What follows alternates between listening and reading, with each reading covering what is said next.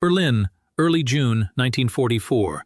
Somewhere in the map rooms of the German High Command, a teleprinter clatters out a message that has traveled from Madrid, and before that from London, and before that from the mind of a man neither the British nor the Germans fully understood. The message says the landings in Normandy are a trick, a feint, a sacrifice designed to pull Germany's reserves into the wrong killing ground, so that the real invasion, the big one, the one aimed at the Pas-de-Calais, can land almost unopposed. Hitler believes it, so does his intelligence staff, and because they believe it, an entire army, the 15th, built around some of the most powerful armored formations the Wehrmacht has left in the West, stays exactly where it is. Tanks that could reach the Normandy beaches inside 2 or 3 days sit idle behind the cliffs of Calais, waiting for an invasion that will never come. Allied soldiers are dying on those beaches at this very hour, bleeding out a foothold on the sand at Omaha and Gold and Juno. And 100 miles away, the divisions that could crush that foothold in an afternoon are being held in reserve, on the word of a spy. Not a soldier, not a general, a Spaniard who had never fired a shot in anger for either side, who had been turned down flat by British intelligence when he begged them in person to take him on. A man who built his entire double life not out of stolen secrets, but out of a tourist guidebook, a public library map, and his own bottomless imagination. The Germans trusted him more than almost any other agent they had in Western Europe. The British came to trust him even more than that, and neither trust was earned the way you would expect.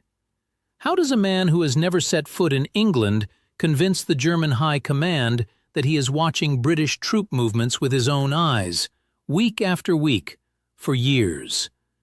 How does a rejected volunteer end up deciding, from a desk in a quiet London suburb, where Adolf Hitler's panzer divisions should sit on the eve of the largest amphibious invasion in human history? To understand how one man's fiction held back an army, you have to go back 3 years, to a failed applicant standing outside the gates of the British Embassy in Madrid, being told again that his country did not need him. Juan Pujol Garcia was born in Barcelona in February 1912, the son of a factory owner who had raised him, unusually for the time and place, to distrust every flavor of extremism circling Europe. His father, by his own account, hated fascism and hated communism in equal measure, and he passed that distrust on to his son as something closer to a religion than a political opinion. Spain in the 1930s gave that inheritance a brutal education. When civil war tore the country apart in 1936, Pujol was swept up by both sides in turn, conscripted first into Republican ranks, later finding himself, through the chaos of shifting front lines, serving under the nationalists as well. He deserted more than once, hiding in cellars and safe houses between postings, terrified less of the bullets than of the men doing the shooting on either side of him. He watched neighbors executed for the wrong politics under Republican banners, and he watched the same thing happen again under nationalist ones once Franco's forces swept through his part of the country. He came out the other side of that war with a settled, almost stubborn conviction.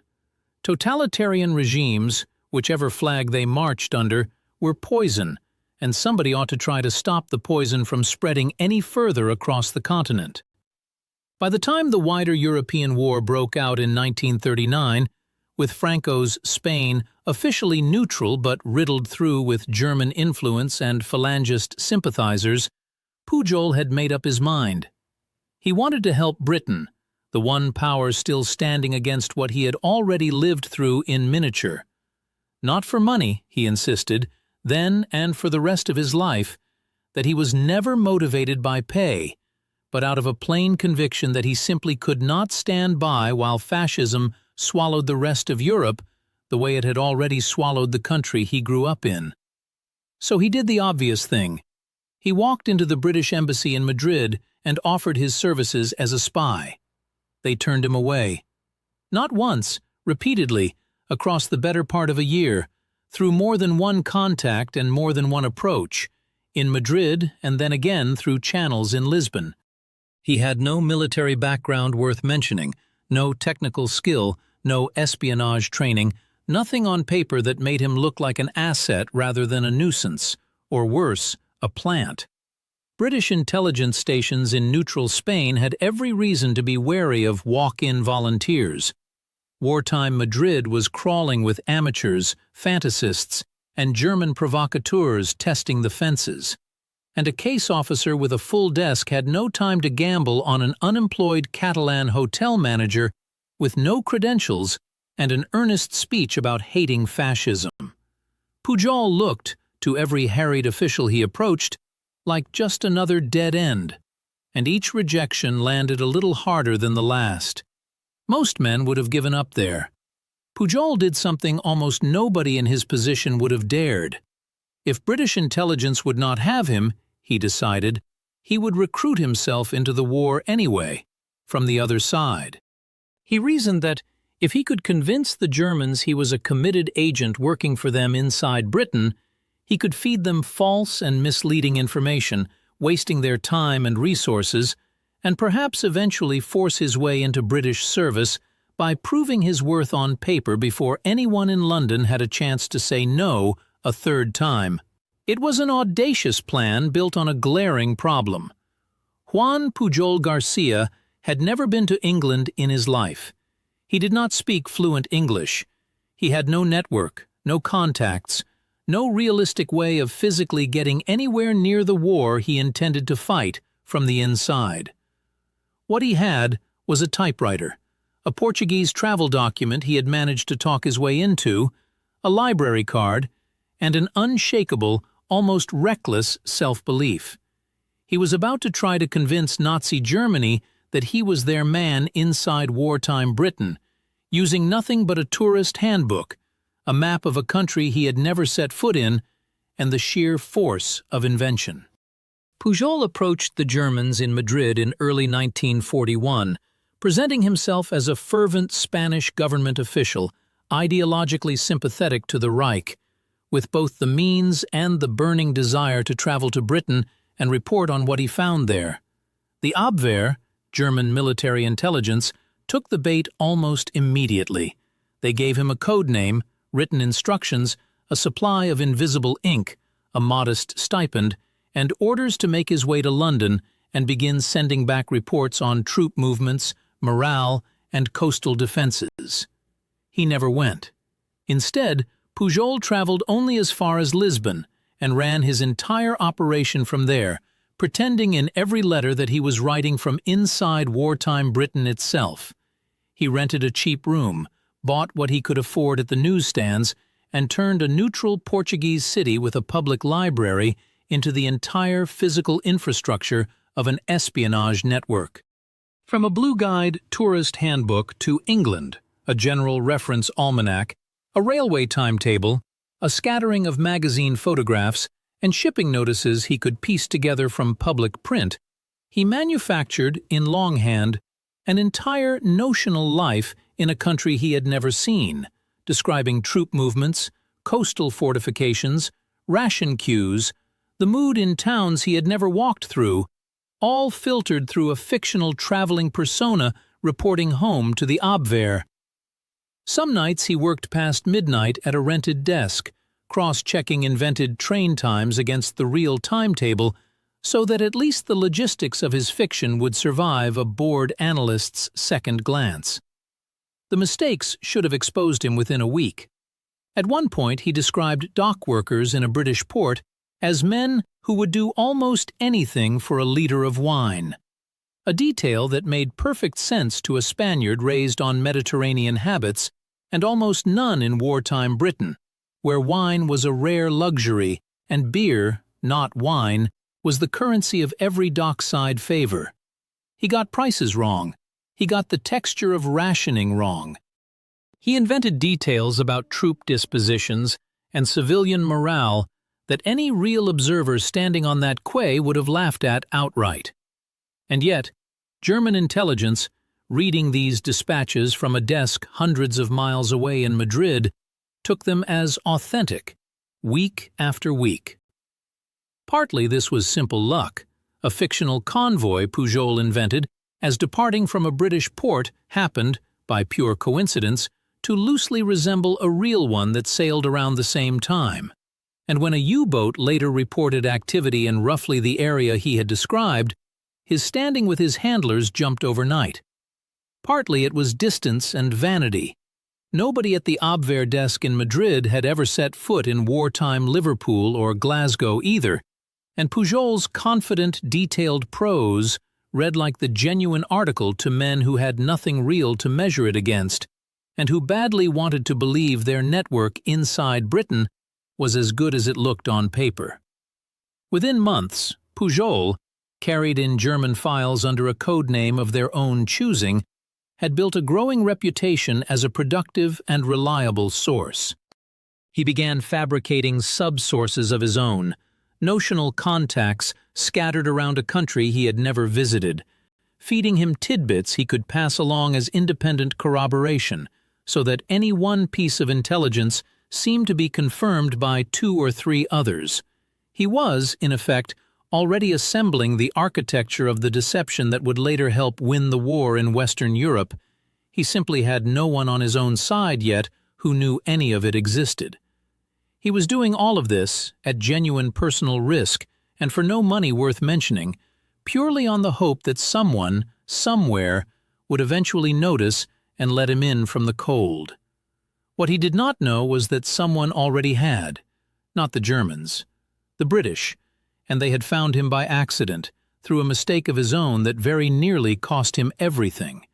British codebreakers, reading intercepted Abwehr traffic passing between Madrid and Berlin, kept running across the reports of a supposed agent operating deep inside Britain, detailed, confident, apparently well-placed, and disturbingly specific about British military life. The trouble was that when British counterintelligence checked its own registers of known German agents and suspected contacts on British soil, nothing matched. There was no such network. No such man had ever set foot on the island, at least not as far as anyone in London could tell, and yet the traffic kept coming, describing British affairs with enough surface plausibility that German intelligence was clearly taking it seriously and, more worryingly, apparently basing real strategic assessments on whatever this phantom source was telling them. For a time, this was simply baffling and mildly alarming in a very particular way. A source feeding Berlin detailed information about a country he was supposedly living inside was either a genuine, dangerous, unidentified spy that MI5 had somehow failed to catch, which was its own kind of nightmare, or something else entirely, something nobody in the building had a category for yet. The answer arrived through an unlikely second channel. Pujol, growing impatient, waiting for the British to notice his usefulness, had also quietly made contact with American intelligence representatives in Madrid, hoping a second approach might succeed where his first had failed. That contact, cross-referenced almost by chance against the strange Abwehr traffic British codebreakers had been puzzling over, supplied the connection nobody in London had thought to make. The invented English network that had German intelligence congratulating itself in Madrid, and the earnest, twice-rejected Spanish volunteer still knocking on doors half a continent away, were the same man. Once MI5 understood what they were actually looking at, the reaction shifted from suspicion to something closer to astonishment. Here was a man who had, entirely unprompted and unpaid by anyone but the enemy, built a functioning deception operation against Nazi Germany on his own initiative, using nothing but a guidebook and his nerve. And the Germans believed every word of it. British intelligence brought him to London in the spring of 1942, at last granting the request he had been making, in one form or another, for the better part of 2 years. They gave him a new name for the files, one that would follow him into every history book written about the war afterward: Garbo. The story handed down inside MI5 credits the nickname to the head of the service's double agent section, an officer known to colleagues as Tar, who is said to have remarked, on reading through the sheer invention of the man's file, that he was surely the best actor in the world, and the name stuck. A small joke that turned into a code name that turned, in time, into legend. He had already, without training, without support, without a single fact he hadn't invented from a library table in Lisbon, convinced a hostile intelligence service that he was one of their most valuable men inside Britain. Now, MI5 wanted to know what he could do with real resources behind him, a case officer, a support staff, and access to the machinery of British deception at the very moment that machinery would matter more than it ever had before.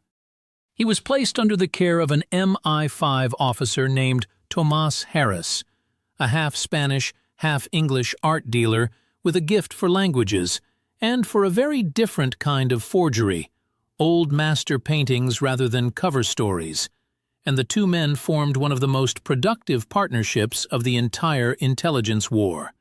Together, Pujol and Harris did not just continue the fiction he had already built alone. They expanded it into something Berlin would come to trust more completely than almost any other human source it had running in the West. What Pujol and Harris built over the following 2 years was, on paper, one of the largest and most active German spy networks operating inside wartime Britain. In reality, it did not have a single member. By the time of the Normandy invasion, Pujol's fictional service to the Abwehr had grown to some 27 sub-agents, each with an invented biography, an invented location, an invented politics, and an invented voice, a disaffected Welsh nationalist said to be sympathetic to the Reich, a Venezuelan student watching ship movements from a British port city, a disgruntled former merchant seaman, a well-placed secretary passing along office gossip, a scattering of others planted, on paper, from Scotland down through the Midlands to the South Coast. None of them existed. All of them reported faithfully, month after month, feeding Madrid a steady river of material that Harris and the wider British deception apparatus carefully assembled, a blend of true but harmless detail, plausible-sounding rumor, and outright invention, calibrated so precisely that German intelligence could check parts of it against reality and find it holding up every single time. Pujol and Harris worked the whole invented cast like a writer's room with only 2 members, sitting for hours over drafts, arguing over what a Welsh nationalist would actually resent, what a Venezuelan expatriate would actually notice in a Glasgow shipyard, what a secretary might overhear and repeat without quite understanding it. Every sub-agent needed a consistent voice across years of reporting, a set of politics and grievances that never slipped, small human details, an illness here, a missed payment there, a complaint about the weather that made 27 ghosts read, on the page, like 27 separate men and women, rather than one exhausted pair of writers in a London office staying up long past midnight to keep them all straight.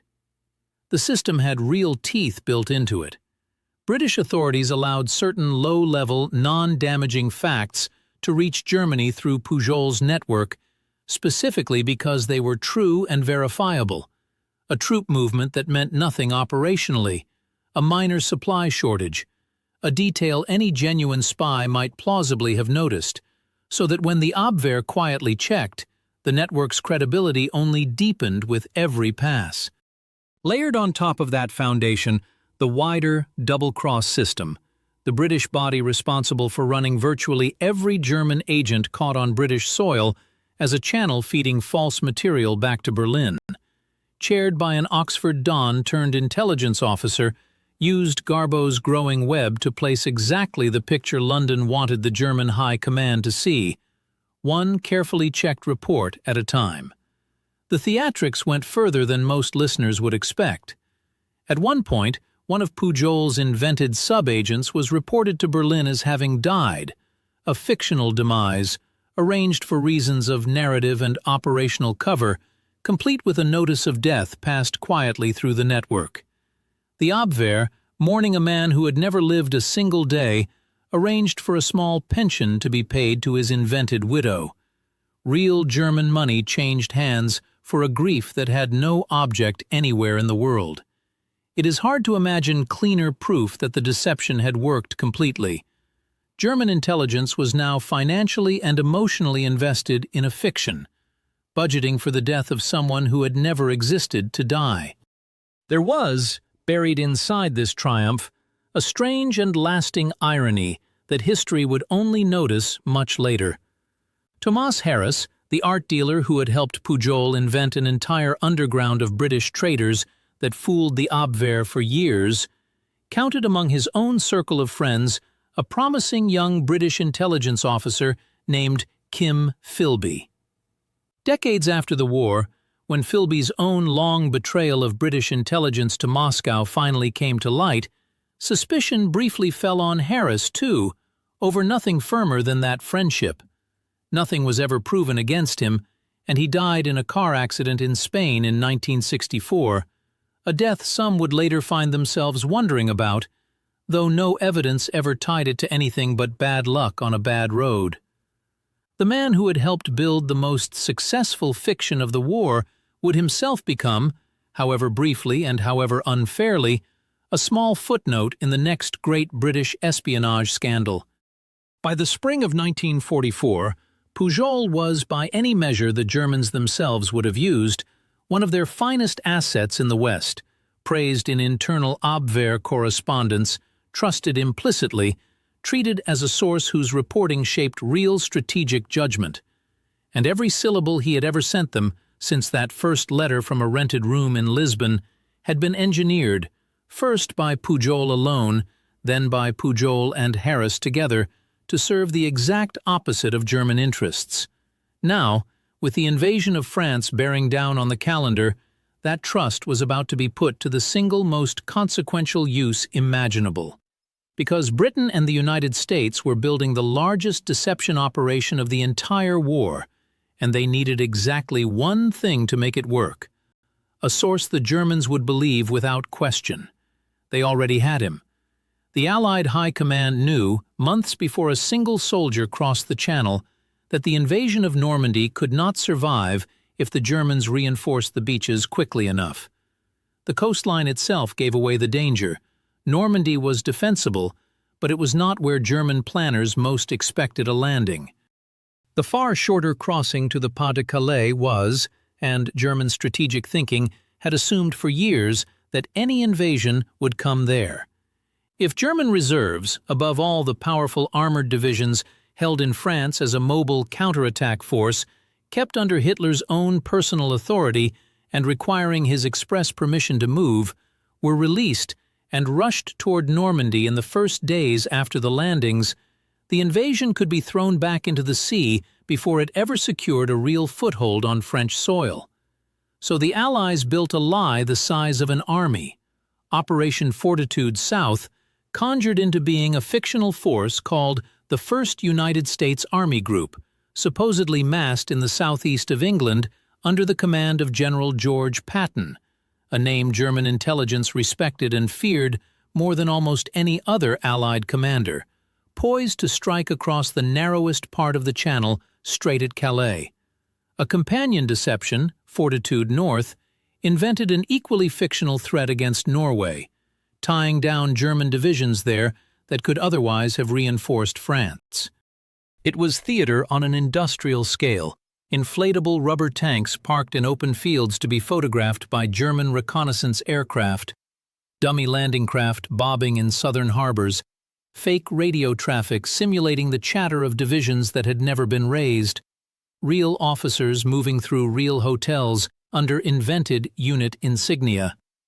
But props and radio noise alone would not convince a skeptical German intelligence staff.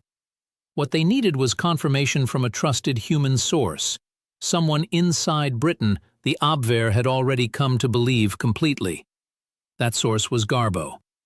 Through his network of 27 invented sub-agents, Pujol fed Madrid a steady, carefully orchestrated stream of reports supporting the existence of this phantom army, describing troop concentrations, unit movements, and preparations entirely consistent with a coming assault on the Pas-de-Calais, all of it timed and worded in close coordination with Allied planners to reinforce exactly what the dummy tanks and the fake radio traffic were already suggesting from the air and over the ether. He had become, without ever wearing a uniform or crossing a single battlefield, one of the central pillars of the entire deception plan for the invasion of Europe. British codebreakers, still reading German cable traffic in the background, could confirm as the weeks passed that the deception was landing exactly where it was meant to. German assessments circulating between Berlin and the coastal commands kept treating Calais, not Normandy, as the most probable target, a quiet vindication that Pujol's own controllers on the British side could read almost as it happened. Inside the German command in France, the effect of that belief hardened into open argument between men who could not agree on how to respond even once the real invasion began.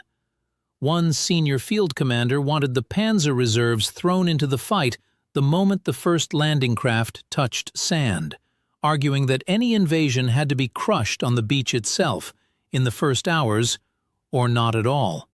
Others, further up the chain and closer to Hitler's own headquarters, preferred to hold those same divisions back, still half convinced that Normandy might be exactly the diversion Garbo's network kept insisting it was, unwilling to commit the reserve until the true invasion revealed itself.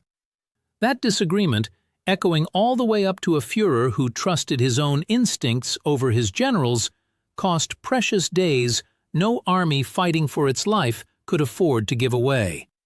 There was a particular cruelty in the design worth noticing. The very credibility Pujol had spent 3 years building, first alone in Lisbon with nothing but a guidebook, then in London with Tomás Harris and the machinery of British intelligence behind him, was about to be spent all at once on the single lie that mattered most, convincing Adolf Hitler's high command that the coming invasion of France would not be where it was actually about to happen. If it worked, thousands of Allied soldiers on the beaches would live, who would otherwise have died under a wave of German armor arriving in time to stop them. If it failed, if the Germans saw through it even for a matter of days, the invasion of Europe could collapse on its very first morning, and the test of whether it would work was now only weeks away. On the night of the 5th, into the 6th of June 1944, as thousands of ships began their crossing under cover of darkness and the first paratroopers dropped into the fields behind the coast of Normandy, Pujol did something that seemed, on its face, to threaten the entire deception.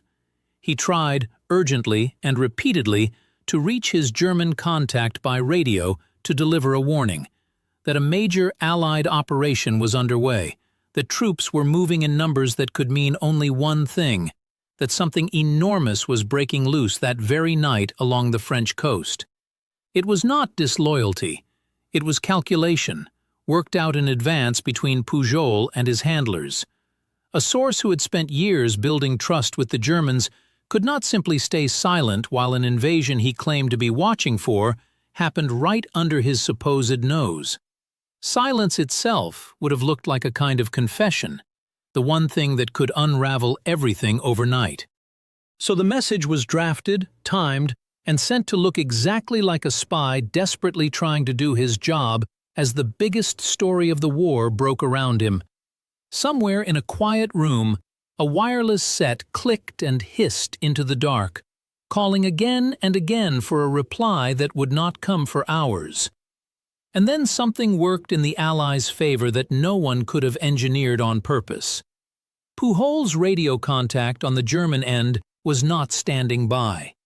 The operator meant to receive his transmission was away from his set, unreachable, through the very hours in the middle of the night when the message could still, in theory, have meant something to the men deciding whether to move the 15th Army's reserves.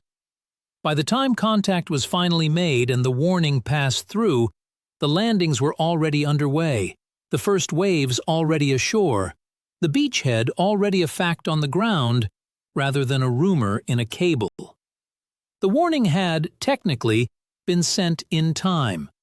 It had simply never arrived in time. The failure was entirely on the German side of the line, and it left Pujol looking, to his own handlers in Madrid, like a man who had done everything right while their own house had let them down. It was, in its way, the perfect outcome, and neither side had fully planned it. If the message had gone through hours earlier, it might have triggered exactly the kind of rapid German reinforcement the entire Fortitude deception existed to prevent. Instead, the near miss became evidence of his reliability rather than a threat to it. Proof, in German eyes, that their agent in Britain had tried to warn them, and that the failure belonged to their own communications, not to him. Pujol's credibility, rather than being damaged by the night of the invasion, emerged from it stronger than it had ever been, which meant that when his network needed to deliver its single most important message of the entire war, the one argument that could determine whether German panzer divisions moved toward Normandy or stayed rooted at Calais, Berlin was ready, more than ever, to listen to every word of it.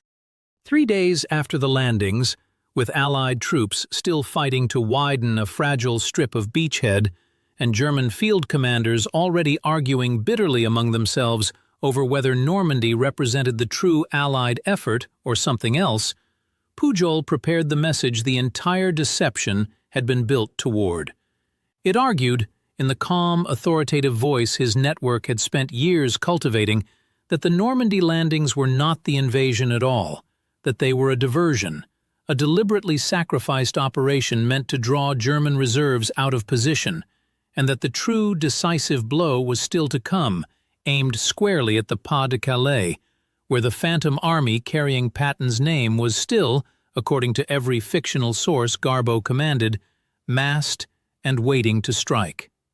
The message mattered so much that it went up the Allied chain of command for approval before it was allowed to be sent, cleared at the highest levels of the invasion's planning staff, because a single misstep in language, one detail a suspicious German analyst might catch, could unravel 3 years of carefully constructed trust in a single afternoon. It was allowed to go forward. It crossed from London to Madrid to Berlin, into the hands of officers who had, for years, treated this source as one of the most reliable they possessed anywhere in Britain. They believed it. German assessments in the days that followed continued to treat the Pas-de-Calais as the probable site of the true main invasion, feeding directly into a command structure already inclined toward caution. Hitler had insisted from the start that the powerful panzer reserves in the West stay under his own direct authority, released only on his personal order, and nothing in Garbo's carefully constructed warning gave anyone at that level a reason to ask for that order now. The 15th Army, with the armored formations that could have driven straight into the exposed Allied flank at Normandy, stayed largely where it was. Divisions that could have reached the beachhead within days remained pinned along the Channel coast at Calais for weeks after the actual invasion had already begun, waiting for a second landing that Garbo's network had promised was still coming, and that would never arrive. Every day those divisions sat idle was a day the Allies used to pour men, tanks, and supplies onto the Normandy shore, to widen the beachhead, to turn a fragile foothold into something no counterattack could now dislodge. Historians would later call it one of the most consequential deceptions of the entire war. An invasion held together, in its most dangerous opening days, not only by the courage of the men storming the beaches, but by the word of a man who had never worn a uniform, sitting at a desk in a London suburb, still feeding an enemy that trusted him completely, a war that did not exist. In Berlin, the teleprinters kept clattering. In Calais, the tanks kept waiting. And on the beaches of Normandy, an invasion that should have been crushed within its first week continued instead to grow. Weeks later, when the truth finally became impossible to deny and German command began, far too late, shifting forces west to meet the real Allied breakout, The moment that mattered had already passed. The invasion had taken root. It could not be dislodged now by any force still waiting behind Calais for a landing that was never going to come. Garbo's fiction had done exactly what it was built to do, in the only window of time when it could have mattered at all, and then, without a single shot fired by the man responsible for it, the window closed.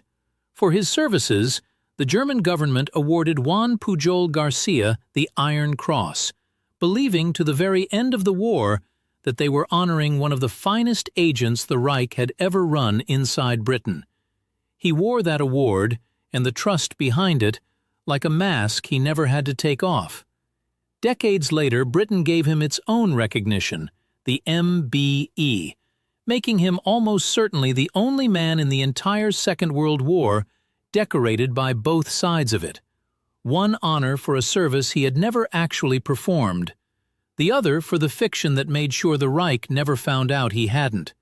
Fearing reprisal once the war ended, Pujol staged his own death and vanished into South America under a new identity, running a quiet bookshop in Venezuela for more than 30 years, while the world he had helped save believed him gone, until a historian tracked him down alive in 1984 and brought him back, briefly, into the light before he died in Caracas in 1988.